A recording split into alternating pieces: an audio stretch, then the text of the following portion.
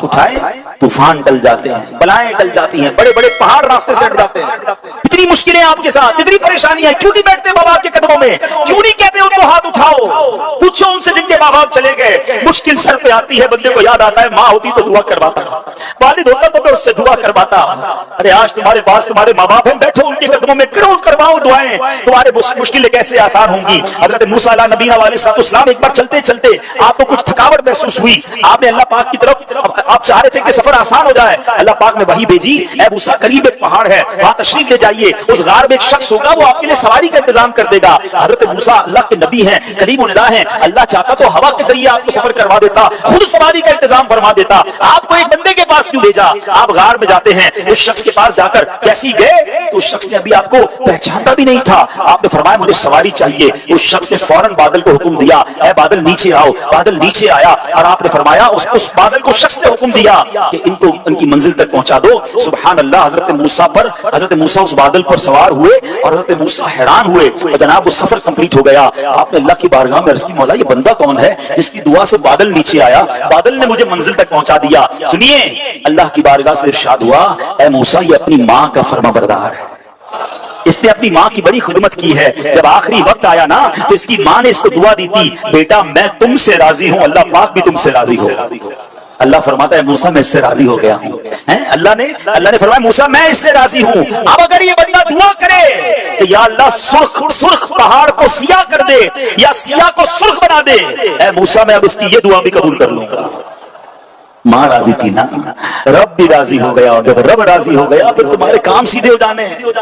جس کو دیکھو کوئی بیمار ہے، کوئی قرضے میں ہے، کوئی ٹینشن میں ہے، کوئی پرابلم میں ہے، ہر طرف دوڑے ہو دعائیں کروانے۔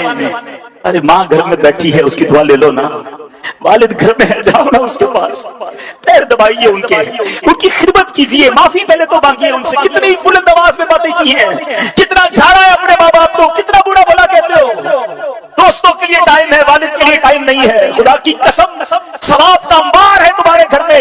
حدیث پاک کے الفاظ ہیں، جو بیٹا جو اولاد اپنے ماں باپ کو محبت کی نگاہ سے دیکھے، حدیث پاک کا مضمون ہے، نبی پاک فرماتے ہیں جو اولاد اپنے ماں باپ کو محبت کی نگاہ سے دیکھے اللہ مقبول حج کا ثواب عطا فرماتا ہے۔ اللہ اکبر۔ صحابی رسول نے پوچھا وَإِن نَظَرَ كُلَّ يَوْمٍ 100 مَرَّةٍ، یا رسول اللہ کوئی 100 بار دن میں دیکھ لے، ارے ماں باپ تو گھر میں ہے نا، جتنی بار چاہے دیکھیں۔ اللہ اکبر۔ نبی پاک نے کیا فرمایا، اللہ اکبر و اطیب، اللہ بہت بڑا اور پاک ہے، یعنی کوئی 100 بار دیکھے اللہ 100 حج کا ثواب عطا فرماتا ہے۔ تمہارے گھر میں اتنا بڑا ثواب موجود ہے، اب مجھے بتاؤ دیکھنے پر حج کا ثواب ہے، پیر دبانے پر کتنا ثواب ہوگا، ویل چیئر چلانے پر کتنا ثواب ہوگا، ان کے لیے دوائی لانے پر کتنا ثواب ہوگا، ماں اور ابو کے لیے ان کی من پسند ابھی باہر سے کھانا لانے کا کتنا ثواب ہوگا، رات کو ان کی پکار پر کھڑے ہو کر لبیک کہنے کا کتنا ثواب ہوگا۔ ذرا سوچو تو صحیح، وہ بیٹیاں جو ماں کی خدمت نہیں کر رہی، ارے یہی بوڑھے ماں باپ ہیں جنہوں نے ہماری گندگیاں صاف کی ہیں، یہی وہ بوڑھے ماں باپ ہیں جنہوں نے انگلی پکڑ کر ہمیں چلایا ہے، آج ان کو چلنے کی ضرورت ہے، تم دور جا رہے ہو، آج ان کو تمہاری ضرورت ہے، تمہارے پاس ٹائم نہیں ہے۔ تو کہتے ہیں نا کہ 2 ماں باپ مل کر 11 10 بچے سنبھال لیتے ہیں، 11 بچوں سے مل کر 2 ماں باپ نہیں سنبھالے جا۔ خدا کے واسطے یہ مت کرو، یہ تمہارے لیے بہت بڑی نیکی ہے۔ پاک پڑھنے کے بے شمار فضائل و برکات ہیں۔ مصطفیٰ جان رحمت، شمع بزم ہدایت، نوشہ بزم جنت، طے کرے جود و سخاوت، صلی اللہ تعالی علیہ وسلم کی ذات وہ ہے جن پر درود پڑھنا کب کب اور کیسے کیسے کام آتا ہے، پڑھتے جائیں سنتے جائیں عقلیں حیران ہو جاتی ہیں۔ دنیا میں وہ کون سی خوراک ہے جو لوگ بڑا رغبت کے ساتھ پسند کرتے ہیں؟ تو اگر آپ غور کریں گے نا تو جو فروٹ ہے، پھل جو ہے وہ ساری دنیا میں بڑے پسند کیے جاتے ہیں، صحت مند بھی ہوتے ہیں، لذیذ بھی ہوتے ہیں، اور کبھی کبھی یقین کریں دنیا کا جب پھل کھاتے ہیں تو خیال آتا ہے کہ جب دنیا میں ایسے پھل ہیں تو جنت کے پھل کیسے ہوں گے۔ اللہ ہمیں جنت کے پھلوں سے بھی محروم نہ فرمائے۔ اب میں آپ کو ایک جنت کے پھل کی بات کرتا ہوں اور بات بتاتا ہوں، اور وہ بات میں نہیں بتاتا، اس کی زبانی بتاتا ہوں جس کو میرے آقا نے شیر خدا کہا ہے، جسے نبی پاک نے بو تراب کا لقب دیا ہے، کوئی اور نہیں مولا کائنات مولا علی شیر خدا کرم اللہ تعالی وجہ کریم فرماتے ہیں کہ اللہ پاک نے جنت میں ایک درخت پیدا فرمایا جس کا پھل اگر غور کیجئے گا، دنیا کے پھلوں کو ذرا امیجنیشن میں اپنے خیالات میں لائیے گا، کیونکہ مولا علی نے بھی دنیا کے پھلوں کی مثال دی۔ فرماتے سیب سے بڑا، انار سے چھوٹا، مکھن سے نرم اور شہد سے بھی میٹھا. کیا الفاظ ہیں. سیب سے بڑا ہے, انار سے چھوٹا ہے, مکھن سے بھی زیادہ نرم ہے. فرماتے شہد سے میٹھا, اور اس کے اندر جو خوشبو ہے وہ مشک سے بھی زیادہ خوشبودار ہے. یقین کریں تعریف بیان ہو رہی ہے اور منہ میں پانی آ رہا ہے. کیسا پھل ہوگا.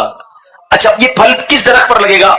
فرماتے ہیں جو درخت ہے اس درخت کی شاخیں موتیوں کی, تنے سونے کے, اور پتے زبرجد کے ہیں. ایسا درخت اور ایسا پھل جنت میرے رب کی ہے نا. اب کس کو ملے گا یہ پھل. مولا کائنات فرماتے ہیں لا یاکل منها الا من اکثر من الصلاۃ علی محمد صلی اللہ علیہ وسلم. مولا کائنات فرماتے ہیں اس درخت کا پھل صرف وہی کھا سکے گا جو سرکار والا تبار صلی اللہ تعالی علیہ وسلم پر کثرت سے درود پاک پڑھے گا. اللہ اکبر. دیکھا جائے تو کتنا آسان ہے کہ درود پاک کی کثرت پہلے تو جنت میں پہنچائے گی نا, پھر جنت کا پھل کھائیں گے. تو یعنی درود پڑھنے والے کو جنت بھی نصیب ہوگی اور اللہ کی رحمت سے جنت کا پھل بھی نصیب ہوگا. تو اے جڑا والا میں رہنے والے عاشقان رسول, درود پاک کمال کا وظیفہ ہے. دنیا میں بھی خیر ہے, آخرت میں بھی خیر ہے.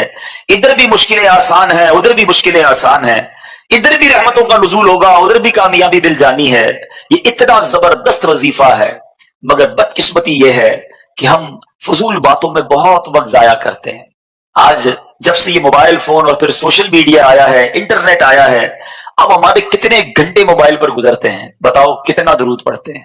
سب اپنے آپ سے پوچھیں, صرف اپنے دل سے پوچھیں کہ آج میں نے کتنی بار نبی پاک کو یاد کیا. آج میری زبان نے اللہ اور اس کے رسول کا کتنا ذکر کیا. زبان سے بری باتیں بھی ہوئی ہوں گی, غلط بیانیاں بھی لوگوں سے ہو گئی ہوں گی, فضول باتیں بھی ہوئی ہوں گی, مگر اللہ رسول کا نام نہیں لیتے, وقت کو ضائع کرتے ہیں. مجھے بتائیے اس دن میں اپنے رب کے قریب ہوا, نیکیاں کر کے جنت کے قریب ہوا, یا معاذ اللہ آج کا دن مزید گناہ کیے اور جہنم کے قریب ہو گیا. فیصلہ آپ نے کرنا ہے, فیصلہ میں نے کرنا ہے. ہر سانس گزرتی جا رہی ہے, واپس نہیں آئے گی. مگر ہمارا کیا حال ہے ذرا غور کیجئے. کیا ہم اپنے وقت کی قدر کرتے ہیں؟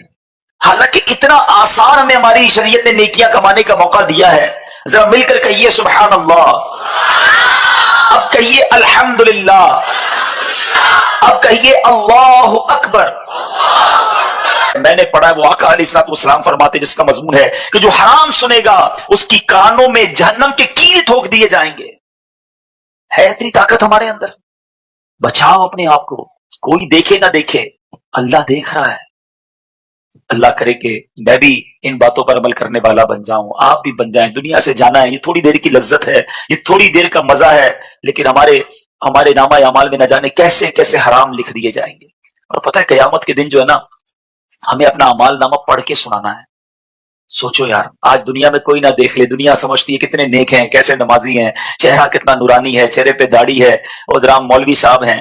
آج تو سب یہ سمجھ رہے ہیں نا, مگر قیامت کے دن تو جو کیا ہوگا چھپ چھپ کر کیا ہوگا وہ بھی پڑھ کے بتانا ہوگا. سارے لوگ سنیں گے. یہاں والد نہ دیکھ لے, بھائی نہ دیکھ لے, تمہیں 2-3 لوگوں کی شرم ہے. وہاں پوری دنیا کے سامنے پڑھ کر اگر سنانا پڑ گیا کہ اندھیرے میں کیا کیا تھا, رات کو کیا کیا تھا, دن کو کیا کیا تھا, کیسے پڑھیں گے. سوچو, اس دن کی شرمندگی سے بچنے کے لیے آج گناہوں سے اپنے آپ کو بچائیے. چھپ چھپ کر گناہ نہ کریں. سید اعلیٰ حضرت امام اہل سنت کمال کی بات کرتے ہیں. یعنی ہماری غفلت تو دیکھو یار, جرم اللہ کا کر رہے, ڈر لوگوں سے رہے ہیں. خطا کس کی کر رہے ہیں, اللہ کی کر رہے ہیں, ڈر لوگوں سے لگ رہا ہے, حالانکہ رب دیکھ رہا ہے.